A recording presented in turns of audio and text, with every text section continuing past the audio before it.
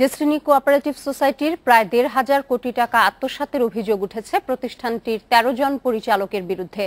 গ্রাহকদের টাকা পরিশোধে স্থাবর অস্থাবর সম্পদ বিক্রির পাশাপাশি এদের কাছ থেকে টাকা আদায়ের উদ্যোগ নিচ্ছে সমবায় অধিদপ্তর। ২০০৫ সালে সমবায় অধিদপ্তরের নিবন্ধন নেয় ডেস্টিনি মাল্টিপারপাস কোঅপারেটিভ সোসাইটি। ৭ বছরে ৮.৫ লাখ গ্রাহকের কাছ থেকে আমানত সংগ্রহ করেছে প্রায় ২,০০০ কোটি টাকার। তবে সমবায় আইনের তোয়াক্কা না করেই সদস্য সংগ্রহ ও অলাভজনক খাতে বিনিয়োগ করা হয়েছে সে অর্থ। সাধারণ সদস্যদের মতামত সেই অনুযায়ী স্কিম বাস্তবায়ন করতে হয়, পরিকল্পনা বাস্তবায়ন করতে হয়। এরা করেছে মুষ্টিমেয় কিছু লোক এটা একটা পকেট সমিতি হিসেবে ব্যবহার করেছে, কাগজে কলমে তাদের উপস্থিতি দেখিয়েছে, কিন্তু প্রকৃতপক্ষে তারা উপস্থিত না।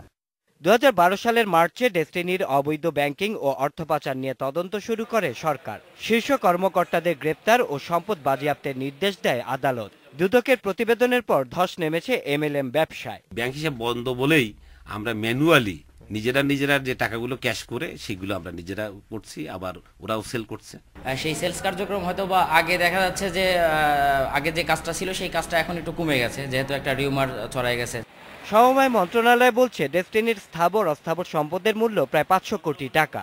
গ্রাহকের ২,০০০ কোটি টাকা ফেরত দিতে বাকি অর্থ আদায় করা হবে ডেস্টিনি কোঅপারেটিভের পরিচালনা পর্ষদের ১৩ কর্মকর্তার কাছ থেকে।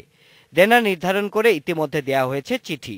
শিগগিরই শুরু হবে আইনি প্রক্রিয়া। ১৩ জন কর্মকর্তা, তাদের কখনো অনুমোদন আছে, কখনো অনুমোদন ছাড়াই তারা গ্রহণ করেছে, কখনো নিজেরাই বিতরণ করেছে, আবার নিজেরাই ঋণ গ্রহণ করেছে, আবার নিজেরাই ঋণ দিয়েছে। এই ১৩ জন কর্মকর্তাকে আমরা চিহ্নিত করেছি।